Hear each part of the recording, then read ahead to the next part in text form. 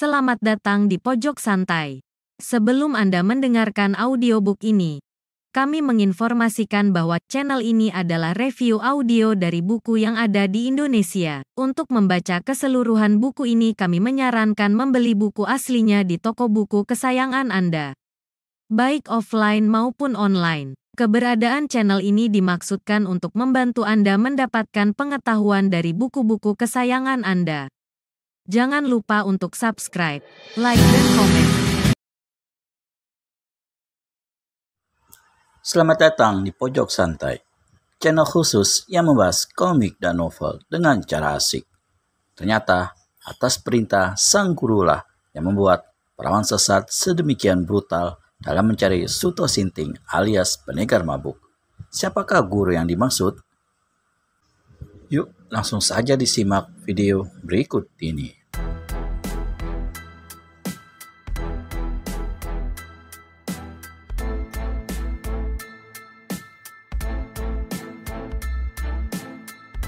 Perawan sesat, apakah artinya kau mengobrak-abrik tempatku ini jika kau tidak menemukan Suto? Kau hanya memperburuk keadaan hubunganku dengan gurumu. Padahal, aku sudah bertahan sabar untuk tidak merampas tanah Bukit Garinda yang sebenarnya aku sewakan kepada gurumu. Tapi sekarang, agaknya mau dimiliki oleh kalian. Jadi menurutku, sudahlah, jangan kita bersitegang untuk masalah yang tidak penting.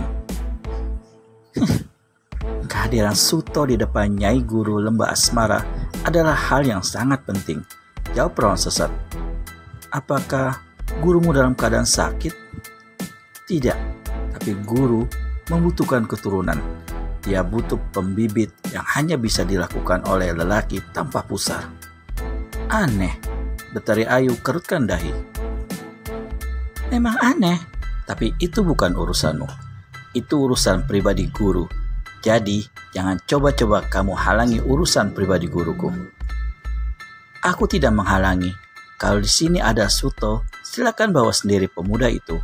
Tapi kurasa Suto akan menolak, sebab dia sudah punya kekasih sendiri. Dia Sereningrum namanya. Perawan sesat diam termenung sebentar. Lalu, matanya kembali terkesiap memandang Betari Ayu. Ia berkata bagaikan menggumam. Jangan kau dustai diriku, Betari Ayu. Tidak ada dusta dalam mulutku, perawan sesat.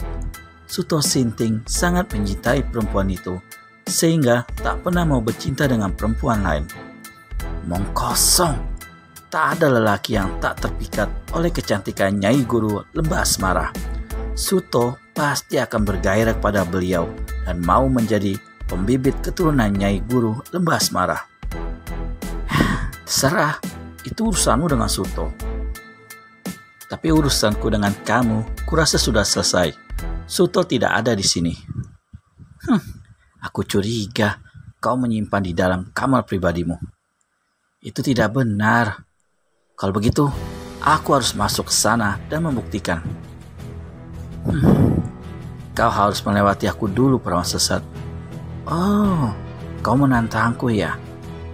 Karena kau menghendaki pertarungan denganku. Baik, jangan menyesal kalau nyawamu kucabut dalam 3 helaan napas, Betari Ayu. Yang kusesali kalau nyawaku tak bisa kau cabut. Siaplah untuk mati sekarang juga.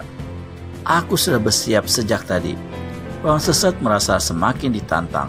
Maka dengan cepat, ia sentakkan tangannya ke depan kedua-duanya. Sebuah gelombang pukulan tenaga dalam yang amat besar menghantam tubuh Nyai Betari Ayu.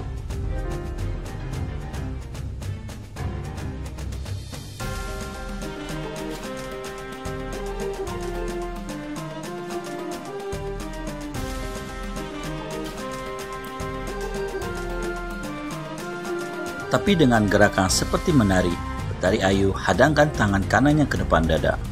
Gelombang pukulan yang besar tak berbentuk itu tertahan di depan dada. Betari Ayu tetap berdiri dengan kedua kaki merapat dan tangan kanan menahan di depan dada. Wajahnya tak ada kekerasan sedikit pun. Bahkan berkesan senyum tipis yang membuat perawan sesat menjadi tambah penasaran. Kedua tangan perawan gila itu mendorong ke depan agar gelombang pukulan tenaga dalamnya tidak membalik arah. Ia bagaikan mendorong sebongkah batu sebesar gajah. Sekujur tubuhnya menjadi keras, berkeringat di sekitar kening dan lehernya. Tangannya gentar jelas karena dorongan yang memerlukan pengerahan tenaga itu. Sementara yang menahan hanya tenang-tenang saja. Tangan kirinya berada di belakang, tangan kanannya tetap tegak dengan jari menghadang ke atas. Dalam satu kesempatan, Nyai Betari Ayu melihat letak kaki perawan sesat dalam keadaan lemah satu sisi. Maka tangan kanannya itu disentakkan ke depan seperti gerakan orang menari.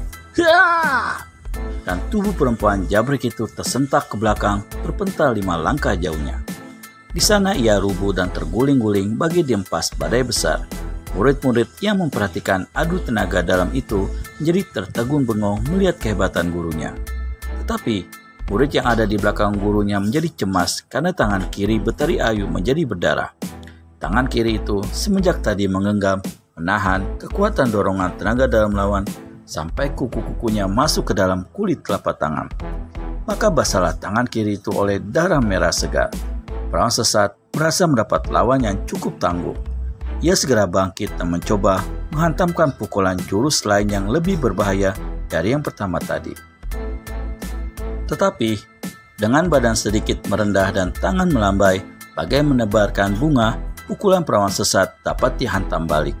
Untuk 2 kali, perawan sesat terpental ke belakang dan jatuh berguling-guling. Ia pun segera menggeram kasar. Bang, tak boleh dibuat main-main orang itu. Perawan sesat terpaksa mencabut pedang gadingnya itu. Swing!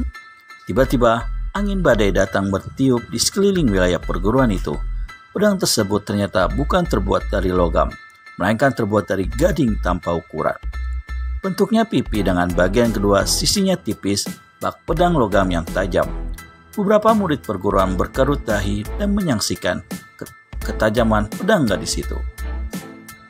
Sebagian dari mereka sempat mencibir dan merasa aneh melihat pedang gading itu. Tetapi ketika pedang itu ditebaskan ke depan, badai besar datang dengan cepatnya.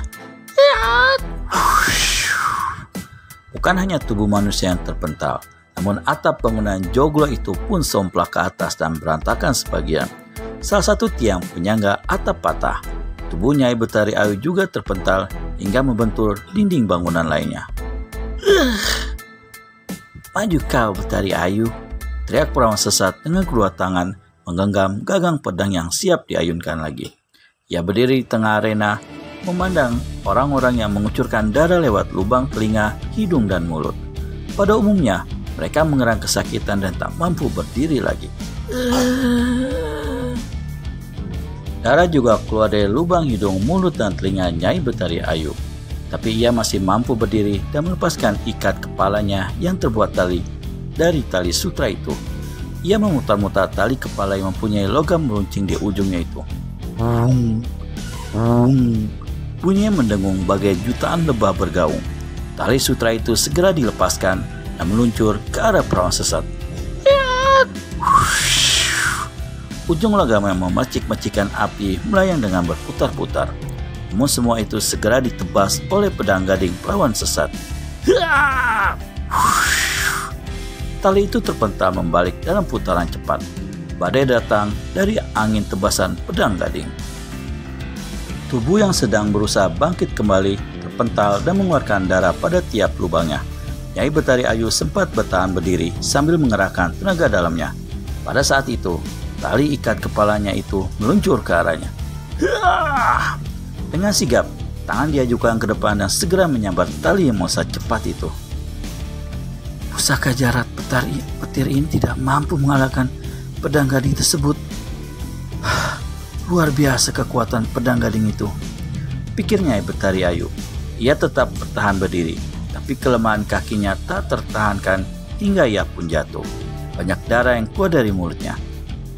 Keluarkan Suto atau kuporak-porandakan tempat ini, teriak perawan sesat. Adakah seseorang yang mampu menghentikan perawan sesat? Temukan jawabannya di video selanjutnya hanya di channel Pojok Santai. Segera subscribe dan tekan tombol lonceng untuk mendapat notifikasi video terbaru dari kami. Terima kasih dan sampai bertemu kembali.